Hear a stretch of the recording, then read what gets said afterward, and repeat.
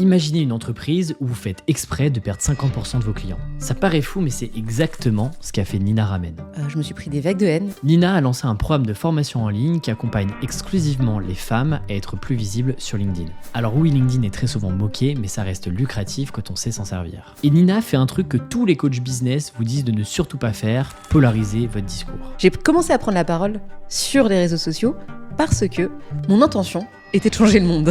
Là, vous vous dites que son business ne va pas tenir longtemps la route, que ça va rester un petit projet sans trop d'ambition. Pourtant, elle a réussi à se créer une armée de super fans que des milliers de bébés entrepreneurs rêveraient d'avoir. Et en 2 ans, elle réussit à facturer plusieurs centaines de milliers d'euros par an à ses clients. D'ailleurs, la course à la croissance l'a longtemps obsédée. Pour le meilleur et pour le pire. C'est-à-dire que je me suis levée un matin, je prenais des anxiolytiques, je bossais à 12 heures par jour, je reliais ma valeur à tous les indicateurs de mon business. Depuis, elle a décidé de faire machine arrière pour éviter de se cramer définitivement, physiquement comme mentalement. Comme beaucoup d'entrepreneurs, on a tendance à corréler notre bonheur à la croissance de notre boîte. Alors j'ai voulu savoir ce que ça fait de se pousser dans ses retranchements et surtout d'en revenir. Est-ce que dans ces moments d'hypercroissance, elle était vraiment heureuse? Est-ce qu'on est vraiment obligé de passer par cette phase-là pour réussir? Et est-ce qu'elle regrette cette période ultra intense? Voici le fil rouge de ma discussion avec Nina Ramen.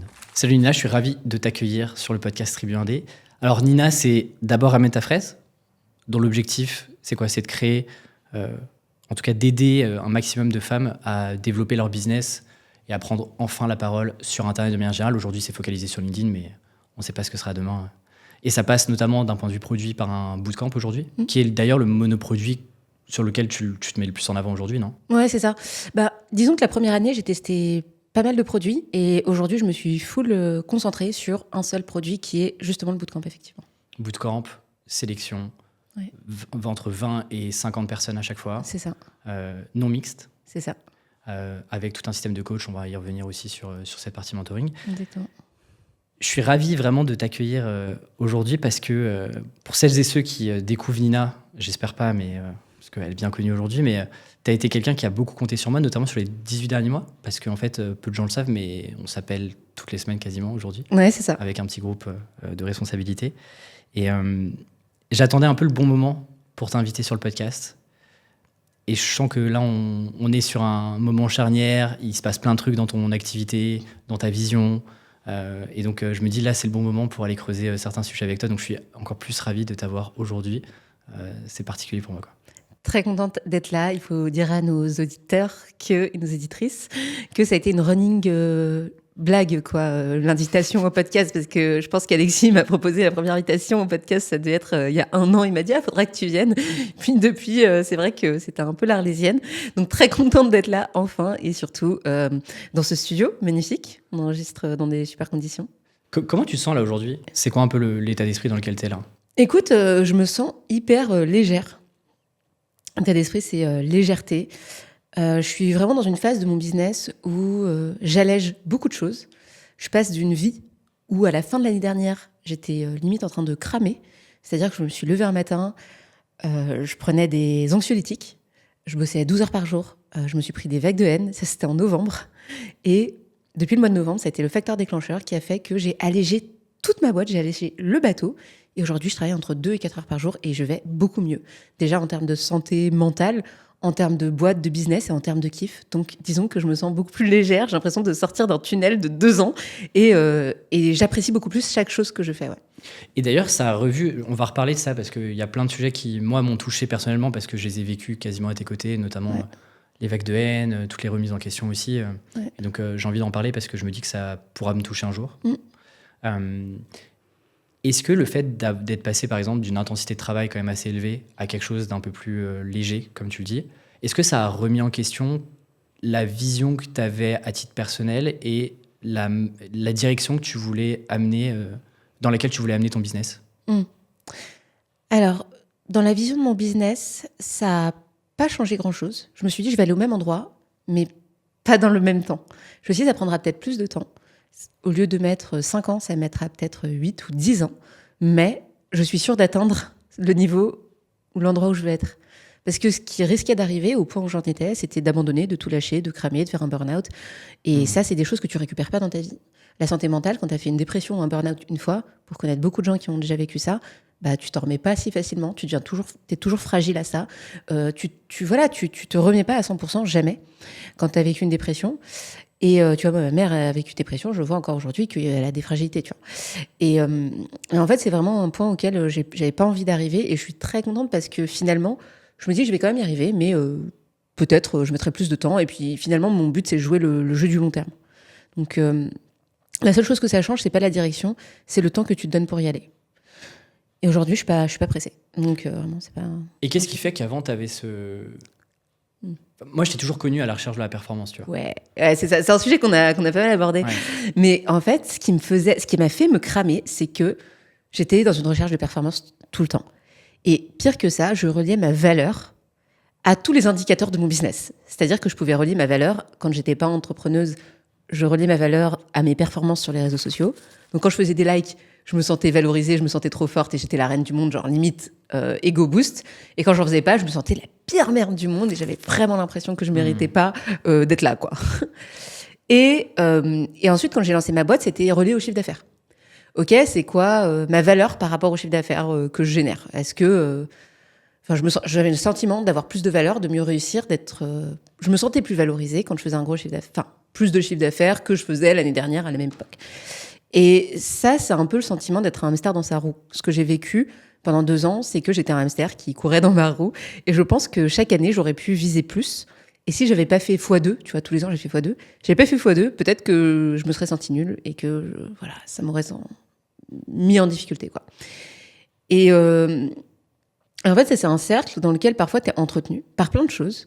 T'es entretenu par les discours que tu vas voir, parfois sur les réseaux sociaux, parfois sur les personnes qui t'entourent, qui vont te pousser à te comparer. Ça, ouais. Et consciemment ou inconsciemment, tu vois, parfois les gens ils font pas exprès, mais toi-même tu vas te comparer, tu vas te dire ok, il fait mieux, elle fait le truc, machin. Donc, moi j'étais très sensible à ça. Et aujourd'hui, et je pense que ça vient du fait que, alors on peut aller dans l'introspection de Nina et dans mon enfance, mais grosso modo c'est lié au fait que c'est un lien avec l'amour de soi et l'estime de soi, quoi. Tu vois, c'est comment est-ce que tu arrives à mettre d'autres indicateurs quand toi t'arrives pas à t'en donner assez, quoi. Donc voilà, et c'est ce truc-là que je suis en train de résoudre là en ce moment. Et donc les likes, c'est plus un sujet pour moi. Le chiffre d'affaires, ça l'est beaucoup moins. Et je suis en train de cheminer vers ça, mais j'étais vraiment coincée dans ma roue pour le coup. Je reprends le micro pour vous parler d'administratif, mais vous allez voir, ça va très très bien se passer. Tout le monde stresse quand on parle d'impôts et d'URSSAF. Et encore plus quand on est indépendant ou on doute de tout sur l'administratif. Parce que la moindre erreur peut nous coûter très cher. Ça nous prend une charge mentale de dingue alors que le sujet n'est pas si obscur et complexe qu'on le pense. Et pour ça, je vous ai trouvé un nouvel ami. Il s'appelle Abi et vous allez l'adorer. Cette application, c'est pas juste un énième outil de facturation. L'outil vous permet de gérer et piloter toute la partie administrative et financière de votre entreprise avec un suivi de votre compta, la personnalisation de vos factures et des relances automatiques et surtout la gestion de votre URSSAF et de votre TVA en un clic. Vous pouvez tester l'outil gratuitement sans avoir besoin de rentrer votre carte bancaire et si vous tombez amoureux de l'outil, vous avez 35% de réduction avec le code TRIBU35. Le lien est en description et il paraît même que le dernier qui clique sur le lien se fera épingler par l'URSSAF, donc je vous conseille de vous dépêcher. Mais d'ailleurs, ce que tu dis, c'est vachement intéressant parce que je sais qu'on en a déjà parlé ensemble de... Si j'essaie de retraduire à ma manière ce que je comprends de ce que tu me dis, c'est que tu as aussi beaucoup corrélé ton bonheur à la croissance de ton entreprise, à son chiffre d'affaires, au nombre de clients que tu sers, etc.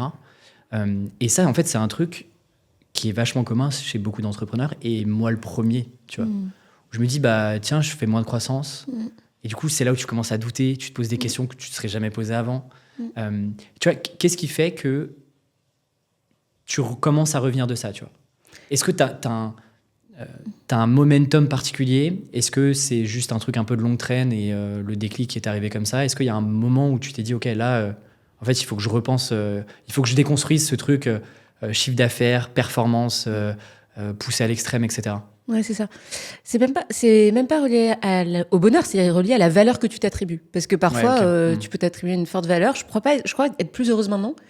Donc, tu vois, je crois, j'ai vécu, j'étais pas très heureuse. Avant de répondre à ta question, je voudrais juste détailler un truc qui est, parfois on a peur de guérir de ça parce qu'on se dit que la boîte, elle sera moins performante. Et je pense, tu vois, la question c'est comment tu continues à faire de la croissance et à faire une boîte à partir du moment où tu es là et tu dis « Ah, mais tu sais, c'est bon là maintenant, je fais tant de chiffre d'affaires. Voilà, en fait, est-ce que, tu vois, c'est un bug parce que c'est un bug qui à la fois fait que tu vas relier ta valeur à ton chiffre d'affaires, ce qui est potentiellement pas bien, mais à la fois, c'est aussi ce bug-là qui fait que tu es méga performante et que j'ai monté ma boîte comme j'ai monté, tu vois. Et donc, mon challenge maintenant, c'est de me dire comment continuer à rester pérenne dans la boîte sans être dans cette surperformance. C'est quoi le moteur aujourd'hui ? Alors qu'avant, le moteur, l'essence du moteur, c'était vraiment ce vide et cette besoin de performance. Maintenant, il faut que je trouve un nouveau moteur. Ça, c'est un peu mon challenge. Et pour répondre à ta question sur qu'est-ce qui a été le facteur déclencheur, tu étais là. C'est un matin, je me réveille et j'en suis à mon 5e message de haine ou de hater, quoi, de posts faits contre moi, ouvertement. Et à ce moment-là, je lance un challenge pour les femmes, gratuit, pour aider 6000 femmes à prendre la parole sur LinkedIn. Tu vois. Et je suis au milieu de ce truc, ce tourbillon. Bon, pourquoi j'ai voulu faire ce challenge, c'est un autre sujet. Mais je suis au milieu de ce tourbillon, à la fois en termes de performance, de nombre de personnes, de messages reçus. Et je vois ces posts qui sont faits sur moi et je lis les commentaires. Et c'est pas tant le post, en fait, qui a été blessant, c'est vraiment les commentaires. Et là, je vois les commentaires et j'ai le sentiment d'avoir un groupe de personnes. Je retrouve un peu, tu sais, la dynamique du bully, tu vois, tu sais, du harcèlement, en fait. Ouais, bien sûr. Ouais. D'un groupe de personnes qui s'organisent pour te taper dessus virtuellement. Et je comprends qu'il y a un groupe WhatsApp qui est fait, qui est genre un peu anti-Nina, où les gens ils s'organisent pour créer des choses contre ce que moi je suis en train d'essayer de créer, d'une manière ou d'une autre. Et ça me donne un effet d'oppression. Je me sens hyper oppressée, je me sens hyper mal. Et je pense que le cerveau humain n'est pas fait pour vivre ce genre de choses. Tu sais, je pense que c'est un rejet social. À l'époque, quand on pouvait pas vivre en tant qu'individu tout seul, on avait besoin du groupe. Et le rejet social, c'est une des douleurs que ton cerveau peut... C'est terrible, ouais. Où tu passes en mode... ton cerveau, il débranche en mode urgence. Tu sais, c'est comme quand tu fais une lourde chute ou tu as un accident, en fait, il se met en mode backup pour te protéger justement psychiquement, quoi. Ouais, c'est ça, c'est un peu comme c'est comme de la douleur physique parce que ton cerveau, il est fait pour pas vivre ça parce que le rejet social est égal à la mort, quoi. Tu vois, à l'époque, on était obligé de vivre en société pour survivre, etc. Bon, maintenant, c'est plus le cas, mais ton cerveau a encore intégré ces mécanismes. Et donc là, je sens que ça vrille dans mon cerveau et je me dis, ok, c'est pas possible, faut que j'arrête tout. Et j'ai la chance, la lucidité à ce moment-là d'aller voir les bonnes personnes. Donc, je suis très bien entourée. Je vais voir ma mère, je vais voir mon mec, et je vais chez le psy. Mais vraiment, je me fous sous Xanax pendant une semaine. Déjà, ça a permis de soulager pas mal de choses. Mais j'ai eu ce réflexe d'aller chez le psy parce que depuis petite, je suis dans un environnement où on m'a beaucoup expliqué ce que c'était qu'un psy. J'y suis allée pendant très jeune. Donc, j'ai eu, avant d'arriver au point de non-retour, je pense que j'ai eu comme les signaux qui ont fait que, voilà. Et donc, je me retrouve chez la psy, et là, je décide de tout débrancher. Et donc, un par un, je débranche les câbles de mon business, et j'essaie de les brancher ailleurs. Et c'est à ce moment-là que je décide que peut-être, je suis pas la meilleure personne pour gérer ma boîte. Et à ce moment-là... Sacrée prise de conscience, quand même. Ouais, c'est ça. Je comprends plusieurs choses. Je comprends que la quantité de travail par rapport au nombre de personnes qu'il y a dans cette boîte n'est pas OK. Ouais. Donc, je me mets à me dire qu'il faut recruter, il faut mieux structurer, etc. Je me mets à comprendre que si je m'en suis retrouvée à avoir un challenge de 6000 personnes, c'est parce que ce sera jamais assez. En fait, 6000, c'est pas assez. 10 000, c'est pas assez. Donc, pourquoi je suis dans cette boucle ? Donc là, c'est grosse remise en question. Et la troisième chose, c'est ce que je te disais tout à l'heure. Je me suis demandé si le métier qui était de gérer et de manager était un métier qui me rendait heureuse. Parce que moi, là-bas, je suis quand même une nana qui écrit des newsletters dans sa chambre, quoi. Et là, je me retrouve à gérer une équipe de 12 personnes, avoir des calls et des réunions toute la journée. Je suis pas du tout structurée. Moi, je suis plutôt créative. Et donc, c'est 3 choses que je commence à débrancher au fur et à mesure, alors pas d'un coup, mais je commence à me dire, ok, il y a ces 3 choses-là sur lesquelles on va travailler, et là, je commence un travail de, on va changer ma réalité. Donc, je vais plus faire de réunions, je serai peut-être plus CEO. Donc là, je suis en train de recruter, je suis en train de bosser avec Edis, qui est associé de la boîte, qui va devenir probablement CEO. Je décide on va en parler, voilà. Bon, bref, donc voilà, je décide de plein de choses et je décide de mieux structurer, etc. Et surtout, je décide de prendre beaucoup de recul sur les réseaux sociaux. Donc, j'arrête les réseaux sociaux à partir de 19h jusqu'au lendemain, midi ou 1h. Là, tu débranches. Ouais. Et je m'autorise actuellement 5 minutes de LinkedIn par jour. Tu postes encore toi-même ou pas? Je programme mes posts.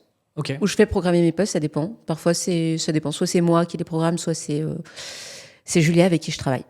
Donc, j'ai ma community manager qui m'aide à commenter. Parfois, je commente, mais c'est pas une obligation. Je sais que c'est fait pour moi s'il y a besoin. Voilà. J'avais prévu d'en parler un peu plus tard, mais Ouais. je me dis la porte est ouverte, autant rentrer sur cette vague de haine. Je pense que personne n'est prêt pour ça. Il se trouve que toi, t'es pas mal exposé, en tout cas beaucoup plus que moi, parce que tu prends aussi la parole sur des sujets qui peuvent créer naturellement de la friction, alors que ça ne devrait pas en créer. Identitaire, ouais.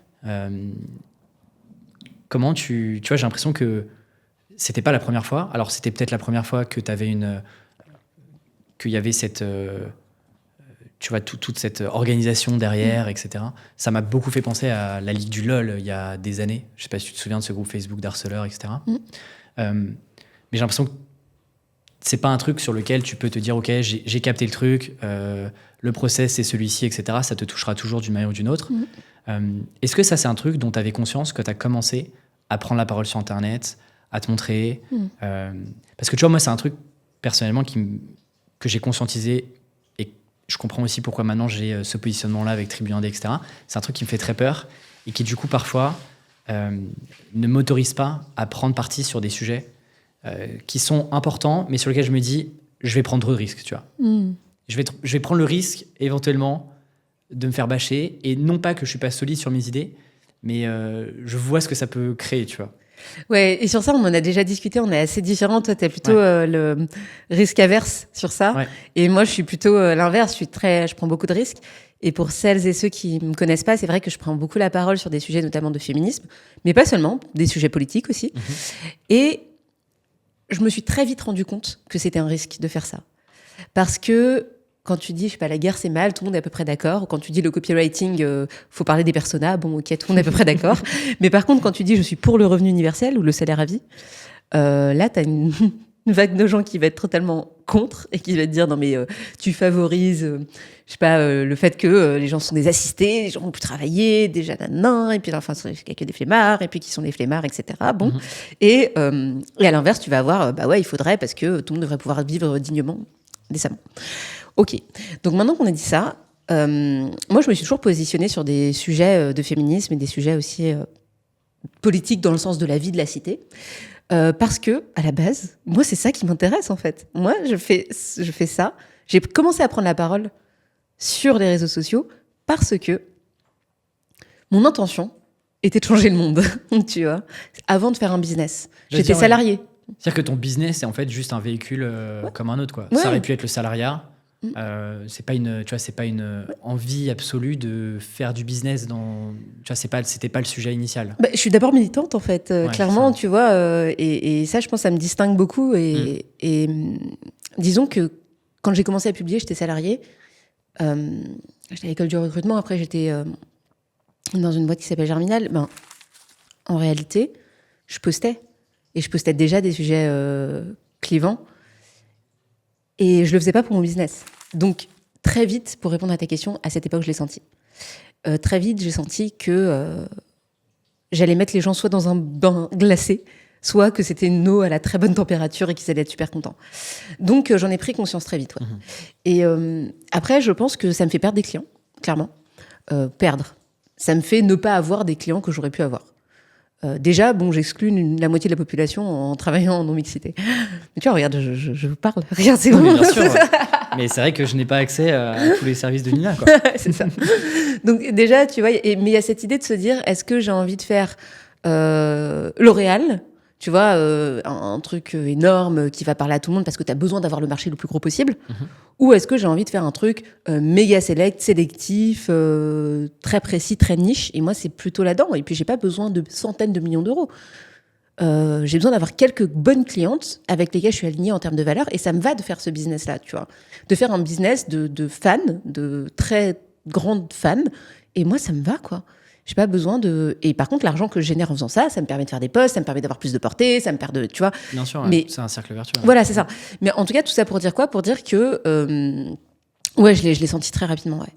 Et je l'ai encore plus senti quand j'ai commencé à parler à d'autres femmes qui publiaient sur les réseaux sociaux, en fait. Qui, elles, osaient peut-être moins le faire aussi avant de te suivre, etc., quoi. Et puis même, ouais, et puis c'est valable, parce que là, je parle de mes sujets qui sont très engagés, mais quand je vois les participantes du bootcamp, quand elles publient sur LinkedIn, mais même des femmes qui publient sur des expertises, je pense à Amandine Barthes, sur le SEO. Donc elle a quand même une technique, elle est quand même très avancée en termes d'expertise. Elle se prend des dingueries. Ça l'empêche pas, ouais. Donc je pense qu'il y a aussi le côté... il y a parler de sujets identitaires, ça c'est une chose, tu vois, qui a trait à l'identité de la personne, mais il y a aussi être une femme, parler de son expertise et être remise en question tout le temps par des mecs qui vont t'expliquer ton job.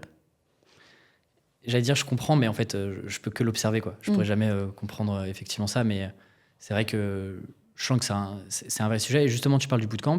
Aujourd'hui, tu t'es reconcentré quasiment que là-dessus. En tout cas, c'est quoi, 90% de tes revenus. Ouais. Tu faisais de l'accompagnement individuel et tu faisais aussi à un moment de l'accompagnement B2B. Ouais. C'est un choix de plus en faire, de te reconcentrer que sur le bootcamp, par exemple? Oui. La première année, j'ai testé 4 produits. Ouais. J'avais Coaching 101, donc individuel. J'avais la formation en ligne, un peu comme ce que tu as lancé le réacteur, quoi, la même idée. J'avais le bootcamp, j'avais lancé une première saison. Et effectivement, j'avais B2B et j'avais même lancé une retraite. Donc la première année, je me suis dit, l'année de l'exploration. Tu vas tester plein de business models différents. Et l'objectif, c'était d'évaluer lequel de ces produits me convenait le mieux, à plusieurs égards. Ouais, j'allais dire, c'est quoi les critères? Le premier critère, ça va être à quel point le marché a besoin de ce produit, a envie de ce produit, donc l'attraction, finalement. Le deuxième, c'est la rentabilité pour moi, en termes de temps passé, parce que j'étais toute seule à l'époque, j'étais solopreneuse, tu vois. Donc j'avais quand même un vrai sujet de je peux pas me dédoubler. Et la troisième, c'est le kiff. Et donc sur ces 3 produits, sur ces 3 critères, j'ai évalué mes produits et je me suis rendu compte que le bootcamp, c'était celui qui m'apportait le plus de kiff, qui avait le plus de traction et c'était pas le meilleur en rentabilité. J'aurais pu faire un produit scalable, entre guillemets, formation en ligne, mais ça m'apportait peut-être moins de kiff, tu vois, c'était un produit qui m'apportait moins de kiff et surtout moins de transformation. Et c'est pour ça que moi j'adore, je sais que tu as un produit bootcamp aussi, tu vois, et qu'on en parle souvent, mais la transformation et le lien que tu peux avoir avec tes participants, pour moi il est méga important, et pour toi aussi je sais. Et donc finalement, c'est le produit sur lequel je me suis concentrée. Après, effectivement, j'ai 10 à 30% de mes revenus qui viennent... tu vois, le bootcamp, c'est la majorité, mais j'ai quand même entre 10 et 30% qui viennent encore de cette fameuse formation en ligne, parce qu'elle marche bien.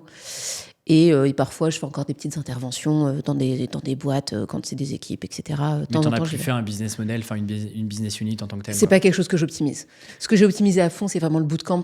Aujourd'hui, on appuie sur un bouton et on est capable de dupliquer le bootcamp, tous les process du bootcamp, d'avoir finalement une reproductibilité dans ce qu'on propose. On est à la 9e saison. C'est hyper carré. Le niveau de qualité, il est méga élevé parce qu'on a amélioré, on a implémenté un milliard de trucs. Et j'ai vraiment optimisé ce produit. Parce que j'ai la croyance, et je l'ai toujours un peu, un canal, un produit, une cible, 1 million d'euros. Donc, tant que tu n'as pas fait 1 million d'euros, tout le reste est des focus. Ça me fait penser au... Je sais pas si tu as lu ce bouquin, Ready Fire Aim, qui te dit en fait, avant 1 million d'euros, arrête de faire n'importe quoi. Juste vends et répète ce que tu as déjà fait 15 fois, tu le fais 100 fois, quoi. Ouais, c'est ça. Et puis, exactement. Et en réalité, tout ce que tu fais qui n'est pas ça, qui n'est pas vendre ton produit, c'est de la fuite de la vente de ton produit. En fait, c'est juste que tu as envie de dévier. T'as un canal, donc moi c'est LinkedIn. Je vais commencer à me dire je vais faire Instagram, non. Mais non, en fait c'est ton cerveau qui est en train de vouloir prendre des chemins détournés parce que évidemment c'est beaucoup plus dur de rester focus. Moi je dis toujours, ce qui est simple est pas le plus facile en fait. Tu vois. Ouais, c'est-à-dire que le chemin direct, c'est pas toujours le plus. En fait, ce qui paraît évident et donc toi de te dire juste répéter, continuer de vendre, augmenter l'audience, focaliser le canal. C'est ce qu'il y a de plus simple sur le papier, mais c'est pas facile, tu vois. C'est exactement ça. Et moi, j'aimerais... Il y a plusieurs sujets que je voulais voir avec toi sur le bootcamp, notamment un sujet de prix. Je pense que moi, j'ai un truc à régler avec ça, mais c'est pas ma thérapie. Tu n'as fait qu'augmenter le bootcamp. Aujourd'hui, c'est 2400 hors taxe. 3000. hors taxe. 3 000 hors taxe. Donc, c'est encore pris en 15 jours, quoi. Oui. Qu'est-ce qui te fait dire à chaque fois « j'augmente » Pourquoi je te pose la question ? Parce que toi comme moi, on fonctionne plus ou moins de la même manière d'un point de vue lancement. C'est des cohortes, tu rentres à une date X, tu sors à une date Y, et si tu loupes le créneau, tu t'inscris à la prochaine session. Moi, la peur que j'ai à chaque fois, c'est de me dire, en fait, tu fais quand même un pari. C'est-à-dire que quand tu augmentes ton prix et que tu passes de 2 000 à 3 000 euros, tu prends quand même le risque que ton lancement foire complètement. Ah ouais, du coup, tu as la peur de ne pas vendre en augmentant le prix. Exactement. Ah, et toi, ok. c'est pas une peur que tu as, du coup, de ce que je comprends. Ouais, alors, pourquoi j'augmente le prix ? Il y a plusieurs raisons.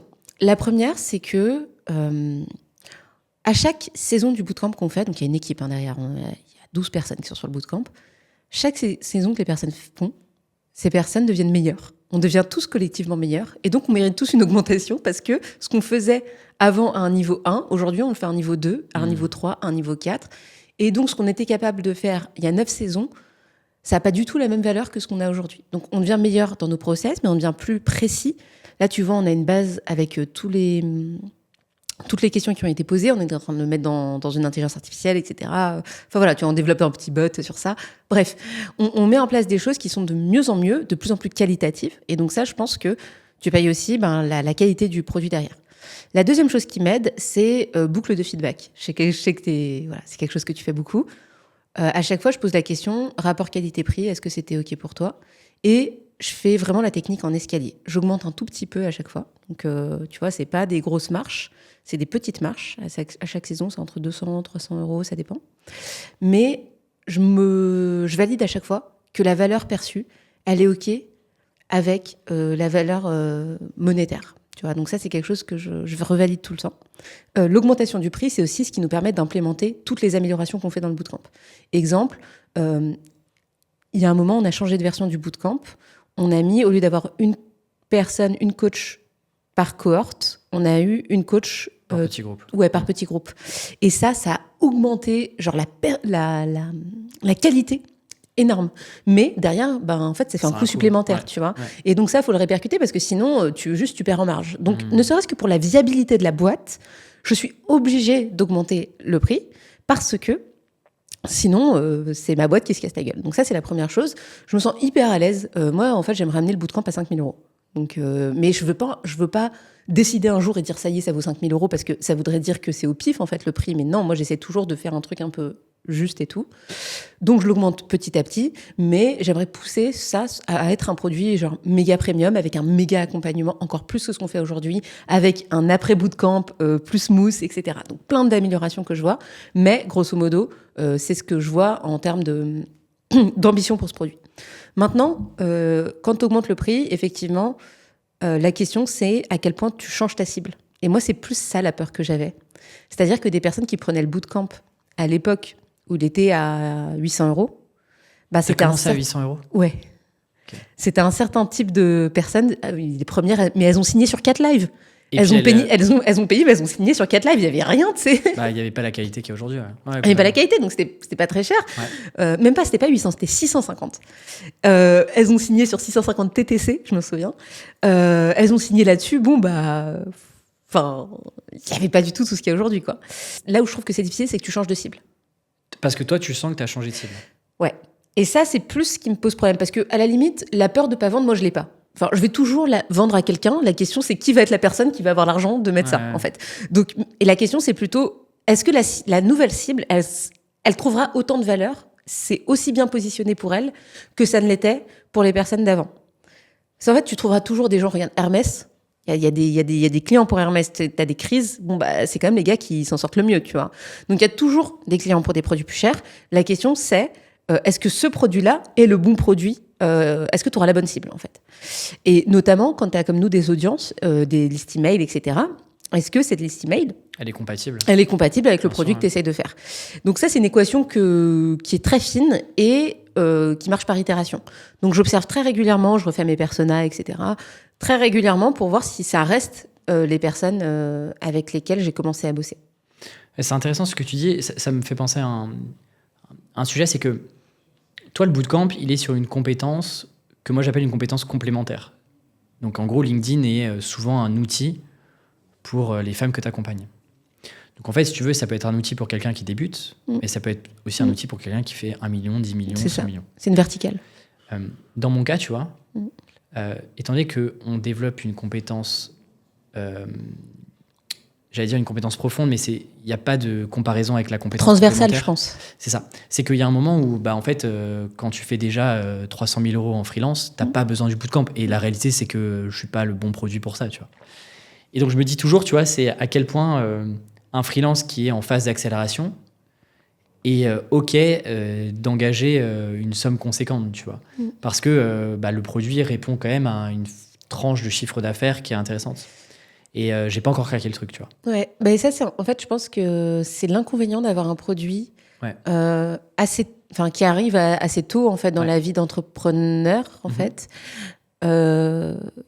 Qui sont les gens qui font, je sais pas, entre 0 et 100, c'est 150, ça, globalement. Tu vois. Je pense que les freelances les plus avancés font 130, 140 000 euros de CA en prestation de service, tu vois. Ouais, c'est ça, tu vois. Enfin, donc, je pense que c'est l'inconvénient, mais l'avantage, c'est que du coup, tu es très bien positionné, que ton truc, t'as toujours les mêmes types de personnes, que voilà. Et peut-être que pour croître, soit tu crées le niveau 2, mais en fait, encore une fois, tu crées un autre niveau, ou soit juste tu t'élargis en fait ta promo. Et ça, c'est quelque chose que, quand on a démarré le bootcamp, il y avait 20 personnes. Et aujourd'hui, on est capable de prendre des promos de 50 personnes avec le ressenti de 10 personnes. Tu vois, et ça a été, mais vraiment, ça a été le game changer parce que j'avais ce problème de scalabilité de promo. Et ce qui se passe aujourd'hui, c'est que les gens, ils ont le ressenti comme si c'était 10 personnes, donc toute petite promo, le coach qui te connaît très bien, qui connaît ton parcours, qui te corrige individuellement, qui vient te parler, etc. Mais tu fais rentrer 50 personnes. Et en fait, tu fais rentrer 50 personnes et donc elles bénéficient aussi du réseau Ramène ta fraise qui font que, il y a machin, tu vois, enfin, il y avait Aline qui était là, tu vois, tu crées des personnes, en fait, un réseau qui est hyper intéressant. Donc, ça, moi, c'est quelque chose qui m'a beaucoup aidé dans la scalabilité de mon modèle. C'est comment tu crées un groupe un peu plus grand. Et pour ça, par contre, il faut accepter de s'éloigner un petit peu et ça, c'est peut-être parce que je te connais, mais de s'éloigner, à quel point tu acceptes de t'éloigner un petit peu de tes participants, à quel point tu acceptes que tout dépend pas forcément que de toi. Justement, je garde ce truc pour reboucler d'ici 5 minutes, mais je trouve que la passerelle entre ça, j'aimerais bien que tu me parles de ta garde rapprochée, mais en fait de ton association, notamment avec Élise. Oui. Je trouve que là-dessus, j'ai échangé avec Caroline Mignot aussi sur le podcast, qui fonctionne beaucoup à l'intuition et à l'émotion. Là où moi, je suis plutôt cartésien, tu vois. Et toi, j'ai l'impression que là-dessus, tu as aussi fonctionné à l'opportunité, tu vois. Tu t'es dit, OK, là, il y a un truc. Moi, j'aimerais bien que tu me parles de qu'est-ce qui fait qu'à un moment, tu te dis, je vais partager le butin, quoi. Globalement, c'est ça. C'est parce que la réalité, c'est qu'aujourd'hui, effectivement, Élise t'aide dans le run, c'est-à-dire continuer de faire avancer la machine, mais la machine, c'est quand même toi qui l'as créée au démarrage toute seule, tu vois. Et donc, à quel moment tu acceptes de partager ce butin-là, tu vois, genre, moi, c'est un truc où j'ai l'impression que là, plus le temps passe, plus j'ai l'impression que personne ne pourra rentrer chez Tribu Indé, tu vois. C'est marrant, ça. Il y a l'histoire d'amour, déjà, ça c'est vrai. Il y a l'histoire d'amour. Élise, on se rencontre, je fais un live, Élise a créé le groupe Ramène ta fraise. C'est elle qui a trouvé le nom Ramène ta fraise. Effectivement, il y a un petit... Je suis en live, ce jour-là, il faut qu'on me raconte, mais en vrai, je me rends compte que dans un classement top 10 des personnes sur LinkedIn, il n'y a que 2 femmes. Moi et effectivement Caroline Mignot. Et donc, je me dis, je vais faire un live gratuit. Nina, militantisme à fond, j'avais pas de produit à vendre. Donc pour le coup, je fais un live gratuit, il y a 800 femmes qui se pointent. Et dans ces femmes qui se pointent, il y a Élise. Et Élise, dans les commentaires du live, dit aux filles, écoutez, venez, on crée un groupe pour s'entraider, parce que moi je leur avais dit, faites des groupes, entraidez-vous, etc. C'est comme ça aussi qu'on crée un environnement safe, parce que, ça c'est un autre sujet, mais comment les femmes s'entraident pour prendre la parole. Élise se met à créer ce groupe qu'elle appelle Ramène ta fraise. Et moi je savais pas, et je me pointe dans le groupe 3 jours après. Et je vois qu'il y a 1000 personnes sur ce groupe. Donc, je vais voir Edith. Je fais, mais qu'est-ce qui s'est passé? Et elle me dit, ouais, j'ai fait ça. C'est trop marrant. Regarde, il y a plein de gens. J'accepte tout le monde depuis hier, etc. Et là, je lui dis, viens, tu fais quelque chose, quoi. Et donc, à l'époque, ça fait 3 mois que je me suis lancée. Et j'ai dit à Alice, merci. Elle animait son groupe. C'était son groupe. Et puis, moi, j'étais là. Il portait mon nom, mais à la limite, tu vois, il aurait pu s'appeler autrement. Ça aurait été pareil. Et à ce moment-là, je me dis, OK, il y a une opportunité, il y a un pain du marché sur ça, sur la LinkedIn, sur l'écriture pour les femmes, etc. Je me dis, je vais lancer un produit sur cette communauté. Et j'ai envie de proposer à quelqu'un de bosser avec moi. Et la première personne à laquelle je propose, c'est Élise. Et je dis, Élise, écoute, voilà, viens. Et Élise, elle est community manager à cette époque, elle connaît rien du tout. Et je lui dis, écoute, je sais pas exactement où on va, mais viens. On va essayer de signer 20 personnes. Là, elle bosse en presta pour toi. Elle est en presta, exactement. Okay. À ce moment-là, je la prends en presta. Le groupe, c'était pas payé, tu vois. Enfin, elle le faisait, mais c'était son groupe, en fait, à la limite. Et là, je lui dis, écoute, je vais lancer un produit. J'ai besoin de quelqu'un pour m'aider, pour structurer. Elle vient avec moi, je sais pas exactement où on va, mais on y va. On va essayer de vendre 20 places. Si on vend les 20 places, on crée le produit. Et elle me dit, OK. Et on vend les 20 places. Et c'est Élise qui se met à monter tout le produit, c'est-à-dire tout l'espace Notion. Et aujourd'hui, le produit qu'on a, il est d'une structure incroyable. C'est-à-dire que tu arrives, c'est un délire, quoi. Et donc, ce que je veux dire, c'est que la première brique se pose à ce moment-là. Et l'histoire d'amour avec Élise professionnelle, c'est vraiment en 2 ans qu'elle s'est créée. Je me rends compte que c'est une personne qui est toujours là, qui croit encore plus à la mission de la boîte que moi, qui a les mains dedans et à qui, je pense, j'ai beaucoup à apprendre. C'est-à-dire que je lui transmets tout ce que je connais. À l'époque, elle ne savait pas faire de newsletter. Aujourd'hui, elle fait une newsletter incroyable. Enfin, il y a plein de choses sur la partie marketing que je lui apprends. Et elle m'enseigne beaucoup de choses sur la partie structure et produit. Elle est très carrée. Vraiment, elle sait faire des process et tout. Moi, ça m'angoisse. Et j'allais te dire, aujourd'hui, elle est associée ? Alors, ouais. Là, je pourrais te raconter les différentes étapes. Mais un moment, en fait, je me rends compte que de toute façon, en tant que solopreneuse, j'y arriverai pas. Ou sinon, il faudrait que je travaille beaucoup. T'arriveras pas à quoi ? J'arriverai pas à faire grossir la boîte plus que ça. Okay. Je te rappelle, on est encore à la Nina qui veut faire grossir tous les ans un peu plus. Donc voilà. Et donc je me dis, j'y arriverai pas. Donc j'ai bossé à l'époque, j'avais bossé, je sais pas, avec 25 freelances dans l'année. Okay. C'était un bazar pas possible. Et je me suis rendu compte que les freelances, il y avait beaucoup de turnover. Enfin, ça tournait beaucoup, tu vois, même si je suis quand même une bonne cliente, je pense. En tout cas, j'essaye.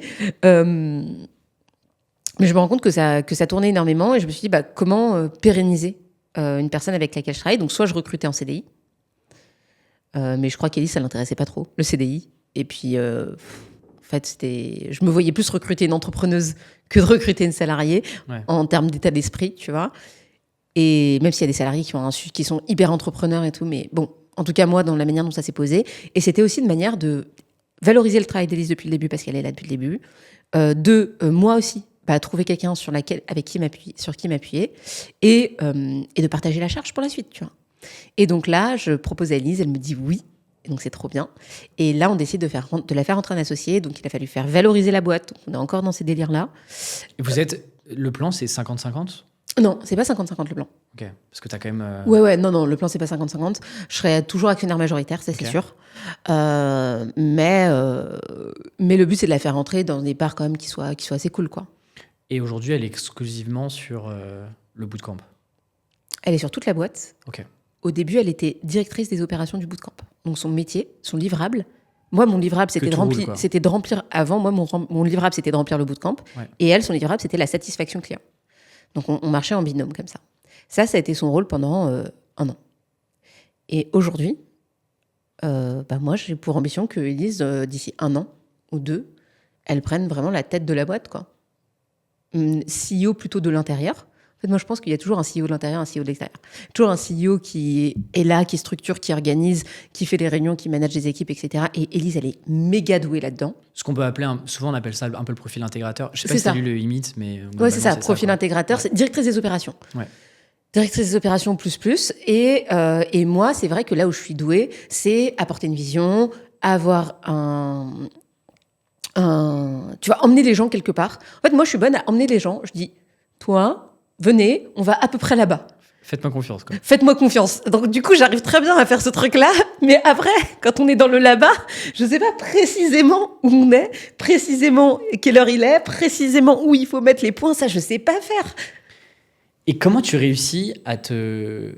Et du coup, je rattrape le wagon d'il y a 5 minutes, la boucle, qui est, toi comme moi, je pense que c'est à la fois une bénédiction et aussi une malédiction. C'est-à-dire que on incarne plus que jamais nos boîtes. On a commencé solopreneur. Moi, je le suis quand même un peu plus que toi aujourd'hui. on parle en notre nom, c'est notre image de marque.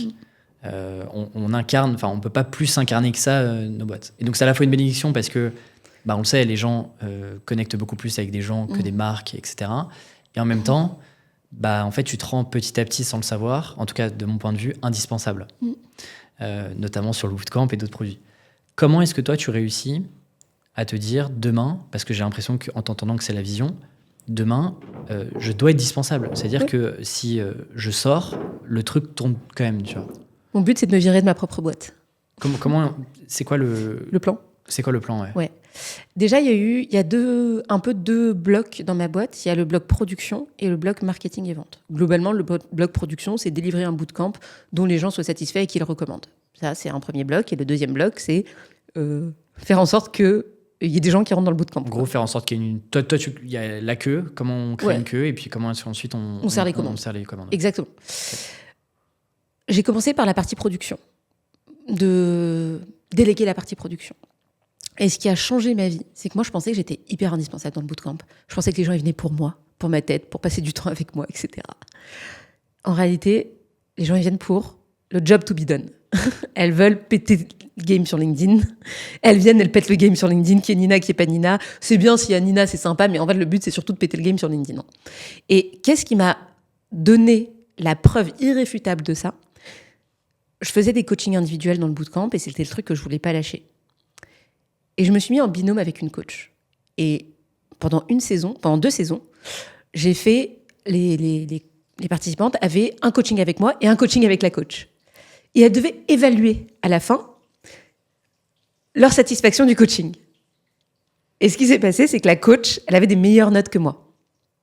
Globalement, les participantes, elles étaient plus contentes quand elles faisaient un coaching avec Julia qu'avec Nina. Donc, en fait, je souris. Donc là, tu es en train de me dire que moi, je suis en mode ego trip de non, mais les gens viennent. C'est tout à fait un ego trip. Parce que moi je suis c'est vrai qu'en le disant, je me dis, c'est quand même un énorme ego trip que ce que je suis en train d'intellectualiser. Mais parce que moi, je me dis, mais si demain je suis plus dans mon business, les gens. En fait, je me dis. Vraiment, le soloprenariat, c'est à la fois une bénédiction et une malédiction, quoi. Moi, je me prends parfois à me dire demain, tout peut s'arrêter, quoi. J'ai l'impression que demain, tout peut s'arrêter si j'arrête d'incarner Tribu Indé, tu vois. Mais c'est même limite l'inverse, en fait. Parce que t'as plus de risques que demain, il t'arrive un truc et que ton business s'arrête, alors que moi, demain, je disparais de ma boîte. Je pense qu'on peut rouler sans moi, quoi. Enfin, il y a quand même des choses qui tournent pas, mais il y a 80% des choses qui tournent. Et sur la partie faire grossir la queue, justement. Ouais, voilà. Donc ça, c'est sur la partie production. Donc au moment où je me suis rendu compte de ça, t'as dit, okay, le deal était fait. Ouais. Et par contre, je reste à 10% sur le produit. Je reste pour la pédagogie. C'est moi qui ai créé la pédagogie, qui ai créé les vidéos, qui sais exactement quel exercice il faut faire à quel moment. Donc parfois, je coach les coachs, en fait. Je forme les coachs et je les forme à la pédagogie Ramène ta fraise. Donc après, elles sont un peu estampillées Ramène ta fraise. Elles savent comment dérouler la pédagogie, mais c'est moi qui l'ai créée. Et la deuxième chose, c'est que je fais tous les lives. Donc, tous les lives, Nina, c'est un peu temps illimité. C'est combien de lives? Il y en a 9 en tout. Donc, c'est 1 par semaine. C'est 1h30 par semaine. Okay. Donc, grosso modo, le bootcamp me prend 1h30 par semaine, plus 1 heure de réunion avec les coachs sur la pédagogie, remettre à jour les vidéos. Ça, j'en ai eu, c'est 3 heures par bootcamp. Voilà. Grosso modo, j'interviens à 10%. Et sur la partie marketing et vente, ça, c'est là où c'est plus difficile. Parce qu'effectivement, aujourd'hui, tous les leads de ma boîte, ils viennent de mon compte personnel LinkedIn. Ils viennent du compte Nina Ramène, quoi, grosso modo. C'est un compte, il y a 100 000 personnes dessus. Après, ça arrive dans une newsletter où c'est signé Nina Ramène. Après, ça arrive dans une masterclass où il y a écrit Nina Ramène dessus et c'est Nina Ramène qui parle. Et en closing, c'est Nina Ramène qui fait le closing. Donc là, mon challenge 2024, c'est justement de travailler là-dessus. Donc aujourd'hui, sur la partie market-vente, je suis en train de déléguer pas mal de choses. Donc sur le prochain recrutement de la promo du bootcamp, il y a des closeuses. C'est des anciennes gens qui vont faire les appels de vente. De vente, ok. Donc c'est des anciennes participantes du bootcamp qui vont parler de leur expérience pour aider les personnes qui hésitent à s'inscrire, tu vois, ou pas. Donc ça, c'est cool parce que ça va aussi dans ma philosophie qui est de pas prendre des gens hyper pushy en vente, etc. Donc ça, c'est bien. On a tous les clichés en tête. Ouais, voilà, c'est ça. Ouais. La partie post LinkedIn, je la coécris avec Julia. Ok. Donc, qui est alternante, j'aimerais bien passer en CDI. Mais ça part de ton compte. Ça part de mon compte, tu vois. Ouais. Donc, on les coécrit, etc., tu vois. Et je suis beaucoup aidée. En fait, si je n'ai que la création à faire, ça va. Le problème, c'est quand tu as la création, le visuel, le machin, changer les fautes d'orthographe, remettre... En fait, voilà. Moi, là où je suis bonne, c'est avoir une idée, déplier l'idée, faire mon art, et tout le reste après... je crois pas avoir beaucoup de valeur ajoutée finalement à mettre en forme un post LinkedIn à partir du moment où il est écrit. Donc tout ce qui sort, c'est mes idées, c'est moi, mais j'essaie de minimiser ma présence sur chacun de ces endroits du process. Et donc, il y a 10 étapes sur la publication d'un post LinkedIn. Moi, j'interviens que sur 1 ou 2 étapes. Tous les autres, publier, programmer, mettre en forme, relire les fautes d'orthographe, nanana, c'est plus moi qui gère. Faire un visuel, moi je sais pas faire un visuel, ma designeuse elle sait mieux faire un visuel que moi. Par contre, l'idée, le sujet, etc., ça, je suis contrôle freak sur ça, par contre. Vraiment, les idées qui sortent, c'est moi qui les fais. Et tu vois, tu me parlais de CDI là juste avant. Ouais. Nous, on a une aversion à ça, j'ai l'impression, de manière inconsciente. Ouais, c'est ouf. Parce que toi comme moi, et c'est là où on voit parfois les changements de réflexion, on est passé par la case salariat. Ouais. Et je pense que mine de rien, c'est un avantage. C'est-à-dire qu'on s'est peut-être lancé plus tard que certains, mais je pense qu'on a gagné en maturité là-dessus. Et pourtant, on a une aversion là-dessus, quoi. C'est-à-dire qu'on bosse... Moi, je bosse avec que des freelances. C'est une charge énorme parce que, en fait, quand tu commences à t'extraire, ta marge diminue parce que tu recrutes des personnes pour exécuter à ta place.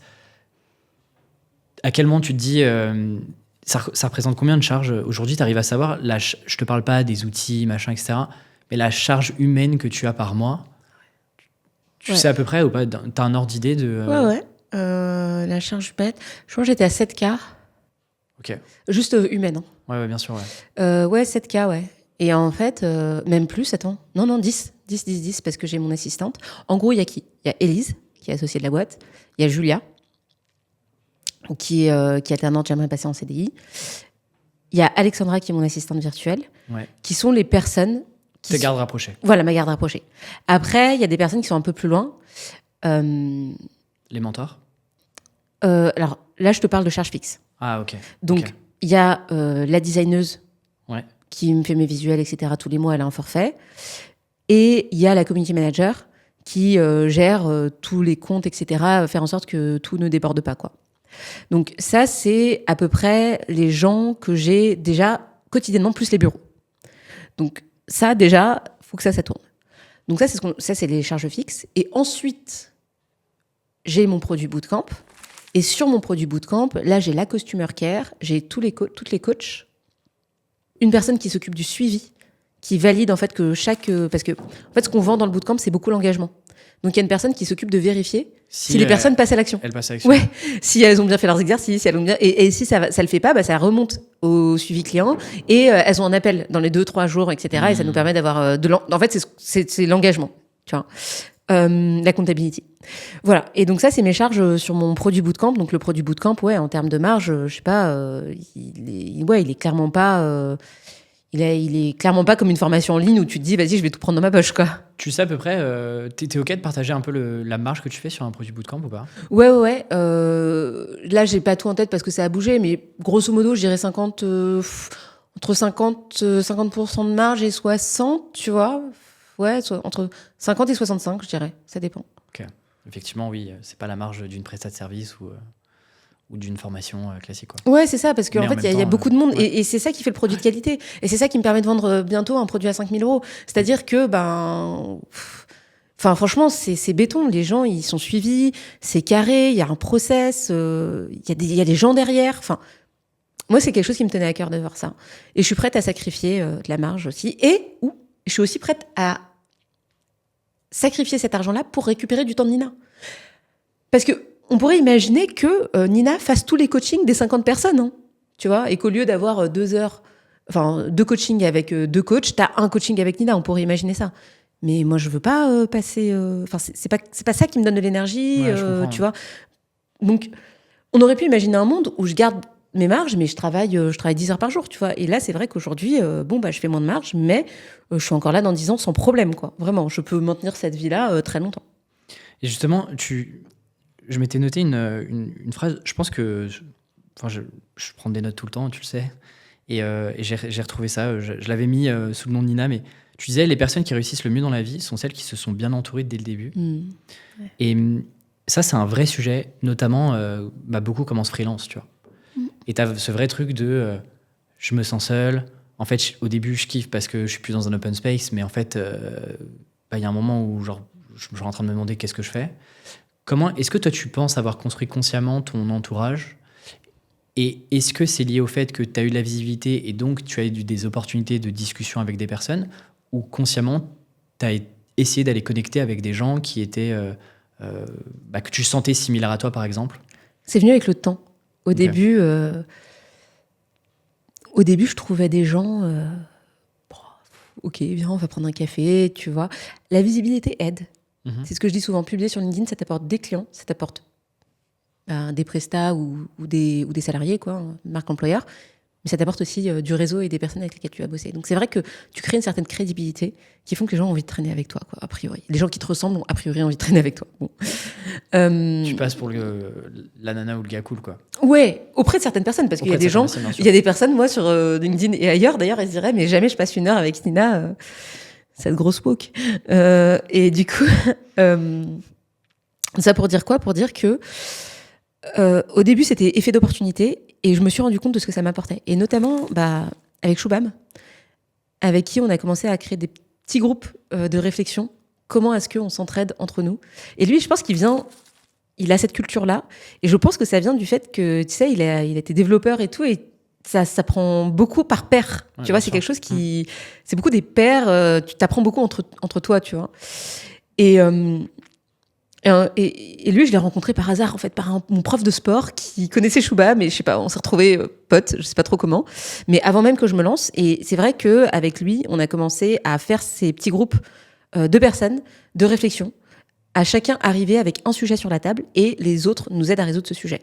Donc on l'a fait une première fois avec un premier groupe. Ça a marché, mais on a atteint des limites au moment où on s'est rendu compte qu'on n'avait pas le même business model. Il y avait plein de choses qui n'allaient pas. Donc on a repositionné les choses et encore aujourd'hui, c'est ce qu'on continue à faire. Nous, c'est ce qu'on continue à faire toutes les semaines, tu vois. Et aujourd'hui, c'est un modèle que j'ai dupliqué. On pourrait être d'autres groupes d'entrepreneurs et d'entrepreneuses. Donc, j'ai vous, une fois par semaine. J'ai d'autres copines. J'ai Maud et Caro aussi. J'ai plein de... J'ai mon expert comptable aussi avec qui je traîne pas mal. Tu vois, j'ai plein de petits groupes comme ça qui sont des personnes, ce que j'appelle mon conseil des sages. Et quand je dois prendre une décision importante, je consulte le conseil des sages. Et qu'est-ce que tu pourrais... Tu vois, ce truc-là, pour nous, ça nous paraît évident. T'imagines pas le nombre de messages chaque semaine que je reçois en mode, je t'ai entendu parler des groupes de responsabilité, okay, parce que j'en ai fait quelques podcasts, etc. Je connaissais pas le concept. Comment on fait? Comment on fait? Est-ce que toi, t'aurais genre une bille, un conseil, un truc, tu vois, où t'es un peu no buds, t'as envie de te créer ce truc-là, mais tu sais pas par où démarrer. C'est quoi la première réflexion, la première étape que tu pourrais partager? Peut-être déjà essayer d'approcher des personnes qui sont à peu près au même niveau que toi, ouais, sur des verticales qui sont pas forcément les mêmes. Ok. Donc, si tu essaies d'approcher quelqu'un qui est trop haut, le problème, c'est qu'elle va pas te répondre. Tu vois, t'es pas intéressant, en fait. Si tu approches quelqu'un qui est trop bas, c'est toi que ça intéresse pas parce que tu te dis, est-ce que voilà. Donc, le but, c'est d'avoir des gens qui sont à peu près à des niveaux de business similaires. De pas avoir peur de la concurrence. Parce que regarde, toi et moi, au début, copywriter, ils vont à bootcamp. Tu vois, t'as vraiment... et je crois que même qu'on en avait parlé, tu vois. Ouais, ouvertement, ouais. Tu vois, ce truc-là de, attends, mais est-ce que je vais être OK de partager toute ma life avec cette personne? Et donc, moi, ce que je conseille, c'est de pas avoir trop d'a priori là-dessus. Même si c'est quelqu'un qui fait quelque chose de similaire à toi, la marque personnelle, la mer est grande, quoi. Enfin, ça va, t'es 2 freelances dans le monde. Au pire, t'as 10 clients par an. Enfin, vous arriverez toujours à fonctionner, tu vois. Bon, bref. Donc, pas trop se mettre de barrière là-dessus et passer à l'action. Moi, j'avais organisé ce que j'appelais Ramène tes baskets. Je donnais rendez-vous à 2 personnes et on prenait une marche. On marchait 1 heure. Et ça permettait à la fois d'avoir de l'activité physique, à la fois de chacun poser un sujet. Donc les autres répondaient en 20 minutes. Et quelque part, ça permettait aussi de prendre l'air, de faire du réseau, parce que tout le monde a les mêmes problèmes. On est tous posés sur une chaise toute la journée. Donc ça, c'est un conseil que je donnerais, c'est essayer de trouver 2 personnes, donne leur rendez-vous. Et la méthode, entre guillemets, c'est chacun arrive avec un problème. La personne expose son problème. Donc ça, c'est l'étape 1. L'étape 2, les 2 autres personnes la questionnent. Exemple, j'arrive pas à trouver de client. OK, qu'est-ce que tu as essayé ? Qu'est-ce que tu vends comme produit, qu'est-ce que tu as déjà vendu, voilà. Phase d'exploration, voilà. Ouais. Et phase 3, phase de recommandation. Donc, tu as 2 manières de faire. Soit, voilà ce que moi j'ai fait. Donc, il y a une posture un peu de tu vois, retour d'expérience, soit une posture plutôt de coach qui va essayer d'amener la personne en disant est-ce que tu as essayé ça, etc. et qui va essayer de réfléchir avec elle à son problème. Voilà. Et dernière étape, c'est de faire reformuler, qui est l'étape la plus importante, mais que plein de gens ne font pas, faire reformuler à la personne avec quoi elle repart. Je repars avec ça, et qu'est-ce qu'elle va mettre en place ? Et rien que de faire ce tout petit process, tu peux le faire entre 20 et 30 minutes, ça te permet de repartir avec des choses méga actionnables. Même quand toi, tu as été dans la position de donner des conseils, etc., ça t'a vraiment aussi aidé à voir les choses de manière différente. Ouais. Et c'est quelque chose qui aide. Enfin, moi, j'adore faire ça, quoi. Donc, le conseil que j'ai à donner, c'est pas forcément de prendre des cafés pour faire du small talk. Parce que finalement, tu vas pas aller dans des problèmes d'exploration. Mais par contre, dire à quelqu'un, sujet précis. Voilà, sujet précis, viens, on parle de ça. Et ouais. T'as quand même 80% de chances pour que les gens te disent oui, quoi. Et j'aime bien cet ancrage local aussi, tu vois. De se dire, OK, on va marcher, on va faire un tour dans le parc, je vais dans un coworking, je me prends une journée et sur la journée, je me fixe l'objectif d'aller discuter avec 2 personnes et de leur donner rendez-vous le lendemain. Je trouve que c'est intéressant. En 2023, tu as facturé 304 CA à peu près ? Ouais, écoute, j'ai pas encore terminé la clôture de l'exercice comptable, mais on sera entre 350 et 400.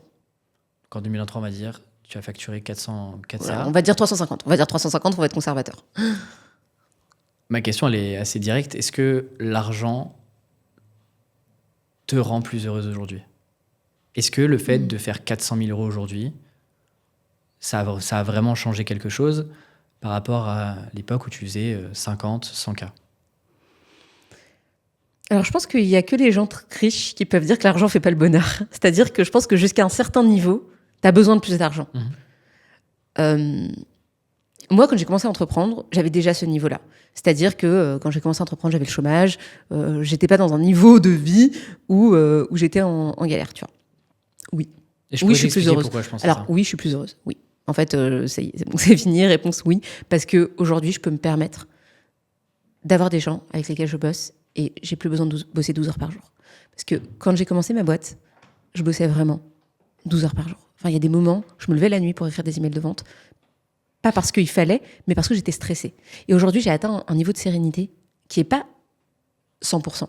Mais j'ai atteint un niveau de sérénité parce que de me dire que, pas parce que je fais 400, mais plus parce que je sais que j'ai déjà fait et que ça n'a pas disparu du jour au lendemain. Donc j'ai gagné en sérénité là-dessus. Et la deuxième chose, c'est que j'ai l'argent pour déléguer. J'ai l'argent pour plus faire mes factures. Moi, c'est Alex qui est responsable de l'admin, etc. Et donc j'ai gagné en qualité de vie. Au lieu de travailler 12 heures par jour, là, je bosse entre 2 et 4 heures par jour. Donc ça, oui, parce que ma vie, elle m'appartient plus à moi qu'elle appartient à mon travail aujourd'hui. Je pourrais faire la partie adverse, tu vois, et je pourrais te dire, OK, mais aujourd'hui, du coup, tu as de l'argent pour déléguer, pour bosser moins. Mais en fait, tu pourrais faire 100 000 euros et être full marge. Oui. Et en fait, avoir probablement le même niveau horaire. Tu vois, qu'est-ce qui te pousse à vouloir plus ? C'est une question intéressante. En fait, moi, je me suis rendu compte que qu'est-ce que j'ai envie de maximiser dans la vie ? Je reformule. Mon besoin d'appartenance est une valeur importante pour moi. Et donc, fonctionner en groupe et en tribu est quelque chose d'important pour moi. C'est d'ailleurs pour ça que j'ai plein de petits groupes d'entrepreneurs et d'entrepreneuses. C'est quelque chose qui fait partie de ma personnalité. Je pense que tu me connais, tu vois, je suis quelqu'un qui est facilitatrice sur ça. Et travailler avec d'autres gens et avec Élise, avoir une équipe, c'est quelque chose qui me donne de l'énergie aujourd'hui. Ce que je transmettais avant à mes apprenantes, je le fais encore, mais aujourd'hui, ce que j'aime encore plus, c'est transmettre à Élise et à Julia, tu vois. C'est genre number one. Quand Élise et Julia, elles viennent me voir en me disant « Waouh, Nina, regarde là, j'ai fait ça, qu'elle progresse et tout, c'est mon bonheur max. » Évidemment, quand les apprenantes, elles réussissent et que les coachs... voilà. Mais Élise et Julia et les coachs, c'est les personnes à qui je suis plus contente de transmettre aujourd'hui. Et donc, si je me retrouvais seule du jour au lendemain, je crois que ça me rendrait pas très, très heureuse, en fait. Ouais, donc le fait d'avoir créé une aventure d'équipe, c'est ce qui aujourd'hui me maintient dans ce modèle. Et c'est ce que je pourrais perdre qui pourrait me rendre triste. Ça, c'est la première chose.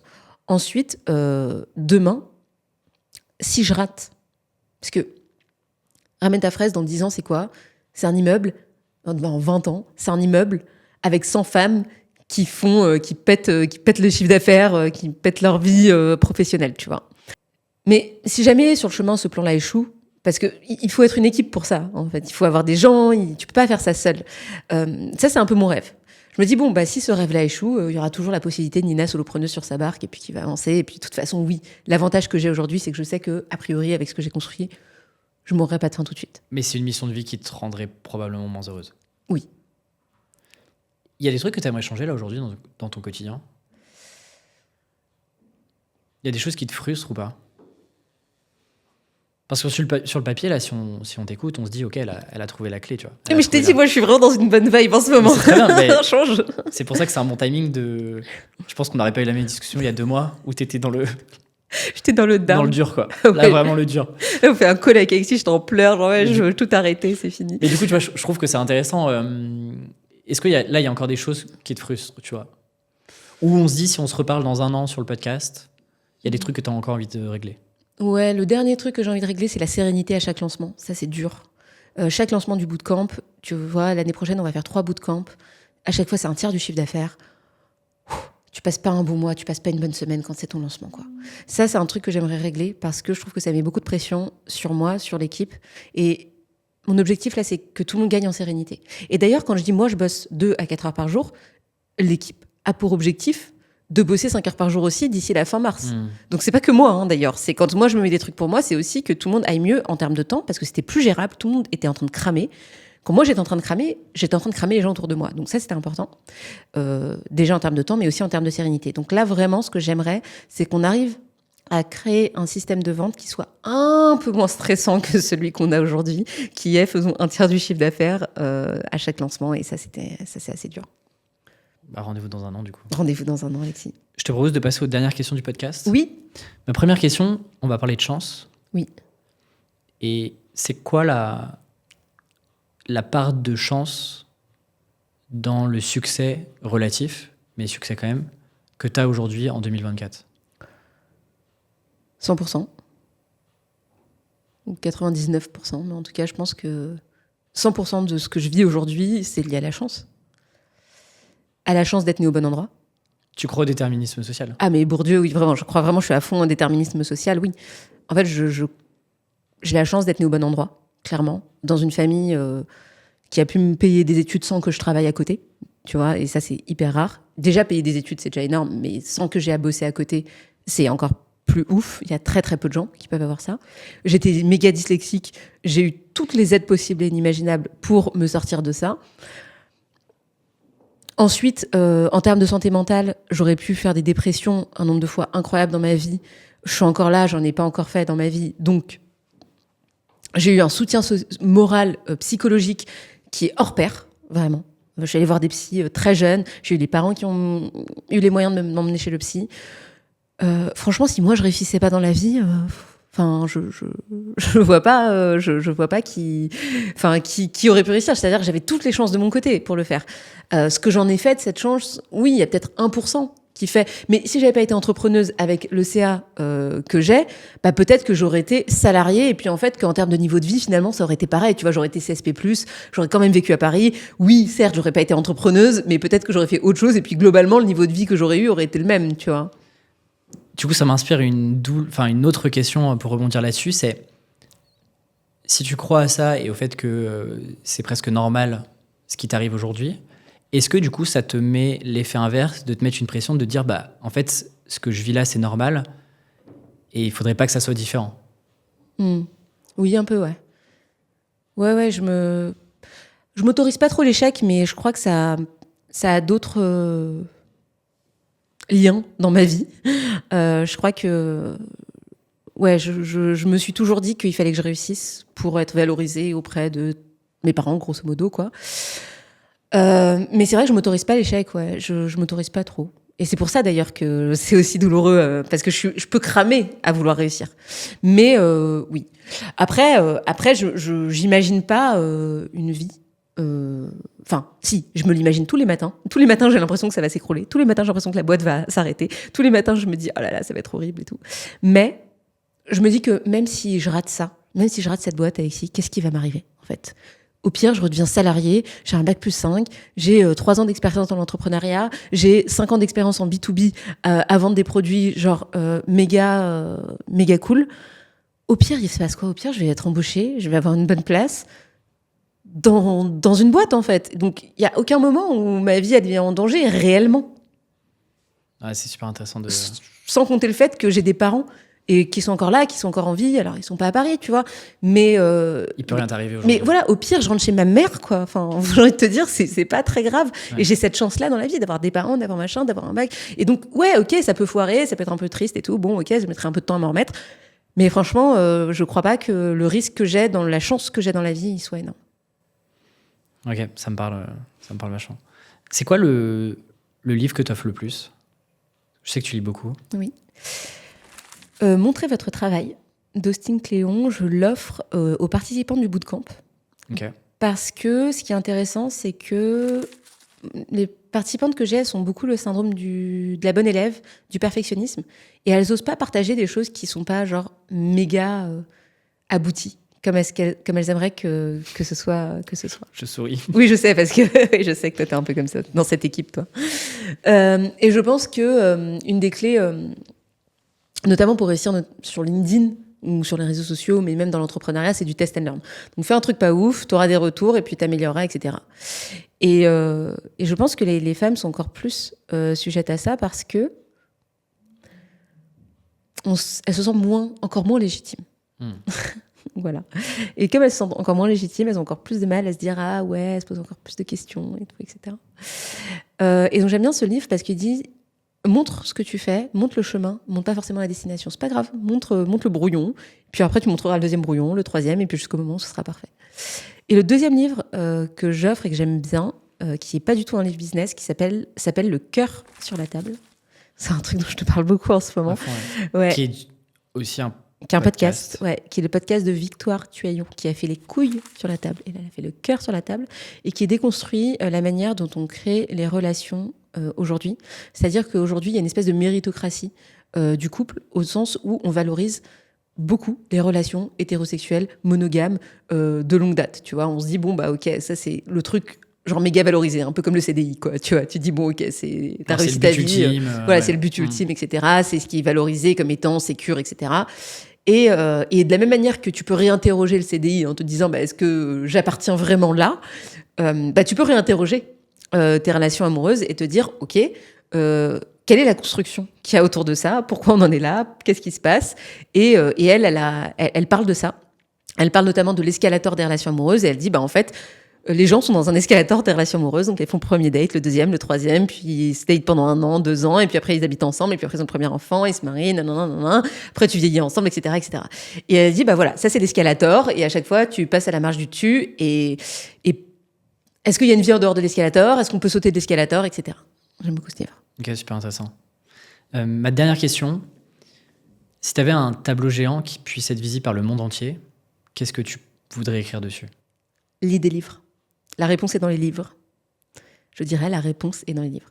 Peu importe le problème que tu rencontres aujourd'hui, il y a forcément quelqu'un qui a déjà rencontré ce problème et qui a déjà résolu ce problème. Donc, si ton problème en ce moment, c'est tes relations amoureuses, ben, dis-toi que y a de l'encre qui a coulé sur ce sujet depuis la nuit des temps. Et donc, forcément, il y a des gens qui ont, même s'ils ne l'ont pas résolu complètement, ils ont des briques de solutions. Donc, évite-toi ce travail, gagne du temps, va lire des bouquins et trouve une réponse par rapport à ça. Donc, c'est vraiment cette idée de se dire que d'apprendre, c'est vraiment cette culture de l'apprentissage et de se dire que tu as à apprendre de tout. Enfin, moi, c'est vraiment quelque chose où je me suis dit... Enfin, tu vois, la dernière fois, j'ai fait une formation sur sur les carnets. Moi, j'écris beaucoup dans des carnets. J'ai fait une formation, une nana qui a créé une formation sur comment avoir un carnet, qu'est-ce qu'on met dedans, comment on le classe, quels sont les meilleurs carnets, quels sont les meilleurs papiers. C'est une dinguerie, tu vois. Et c'est trop bien, elle m'a fait gagner trop de temps. Donc, je suis trop contente, j'ai fait une formation sur les carnets.